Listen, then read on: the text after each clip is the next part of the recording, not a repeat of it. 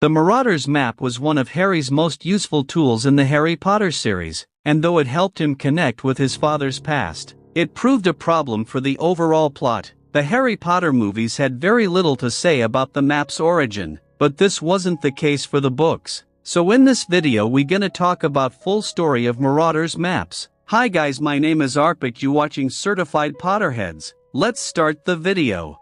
We all know the Marauders map was a magical document that revealed everything about Hogwarts School of Witchcraft and Wizardry. Not only did it show every classroom, every hallway, and every corner of the castle, but it also showed every inch of the grounds, as well as all the secret passages hidden within its walls, and the location of every person on the grounds, which was represented by a dot. It was also capable of accurately identifying each person, and could not be fooled by animagi, polyjuice potion, or invisibility cloaks. Even the ghosts or peeves of Hogwarts were not immune, neither were animals, such as the caretaker's cat. Although the Chamber of Secrets never appeared on the map either because the creators never knew of it or it was unplottable as well, since when Ron and Hermione were in it collecting basilisk fangs, they did not appear on the map similar to the Room of Requirement. The Marauders map was created by Remus Lupin, Moony, Peter Pettigrew, Wormtail, Sirius Black III, Padfoot, and James Potter I, Prongs, while they were attending Hogwarts. The creation of the map started by 1974 and was finished between 1975 and 1978, because the titles on the map referred to the nicknames of these men in their animagus forms, and, in Lupin's case, werewolf form. The four created the map via the usage of the homunculus charm, a powerful and advanced charm that enchanted the map to track the movements of everyone in the castle, as well as a charm to insult Severus Snape. The ability of Sirius, Peter, and James to become animagi enabled them to explore the castle grounds by night undetected. The interior of the castle, meanwhile, was mapped over time with the help of James's invisibility cloak. The Marauders map served James, Sirius, Peter, and Remus for several years, but they lost it to Argus Filch during their final year at Hogwarts. It's unclear exactly how this happened. It seemed that Filch never knew what the piece of parchment was, so it's likely that when he obtained it, whichever Marauder had last used it had managed to utter mischief before it was taken. As a squib, Filch would have been ill-equipped to investigate the Marauders map, so it simply sat in his office for years.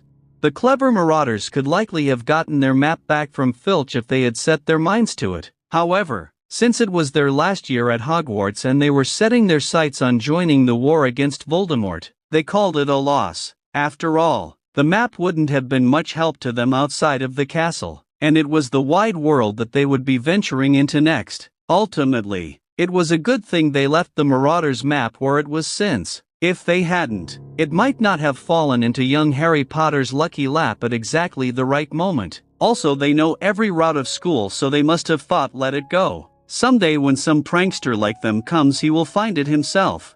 And the same thing happened. The next generation of Hogwarts students brought two individuals who were likely the most deserving of James and Sirius' legacy, Fred and George Weasley, who probably spent more time in old Filch's office than anyone since the Marauders themselves noticed the nondescript piece of parchment during their first year. It's difficult to say how long it took these two 11-year-olds to crack the Marauders map's secrets, but their thorough understanding of the magical object in Harry Potter and the Prisoner of Azkaban proves that they managed it. By Fred and George's 5th year at Hogwarts, they knew Hogwarts Castle like the backs of their hands, so they had no problem passing it on to Harry, who they knew could use it to sneak into Hogsmeade Village. They had no idea that the person they were gifting this extraordinary map to was the son of Prongs, or that Moony had begun teaching at Hogwarts that very same year. It was all just a great bit of luck. Still, as is shown repeatedly throughout the Harry Potter series, Harry's good luck often came down to destiny. In the end, the Marauders lost their map, and Fred and George found it. Also, it could fall into Harry's hands. The usage of maps dash. The map was normally disguised as a blank piece of parchment. To view the map, one would tap it with one's wand and recite, "I solemnly swear that I am up to no good." The content of the map would then reveal itself. To hide the contents of the map so the parchment appeared blank again, one would again tap it and recite, "Mischief managed."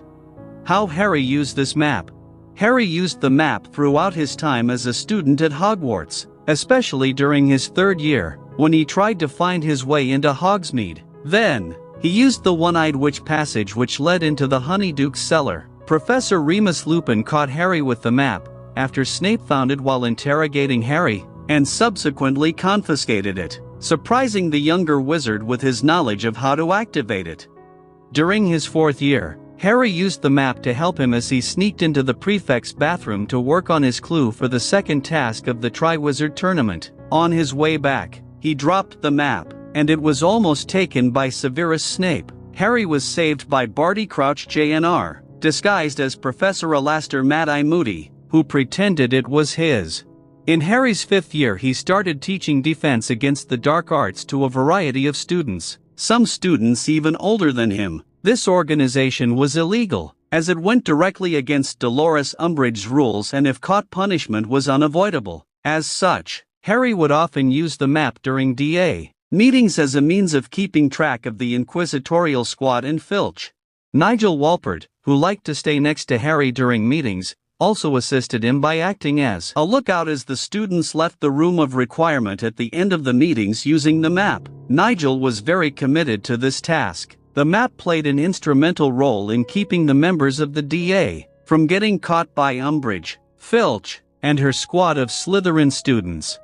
During Harry's 6th year, he used the map often when he spent a great deal of time obsessing over Draco Malfoy's daily activities. When monitoring Draco Malfoy, Harry found he often disappeared off the map. The cause of this was not revealed until after he asked Dobby to trail Draco to find out what he was doing when he disappeared off the map. Dobby discovered that Draco was disappearing into the room of requirement, which was not on the Marauders map. Whether because it was unplottable or the Marauders never found the room is unspecified.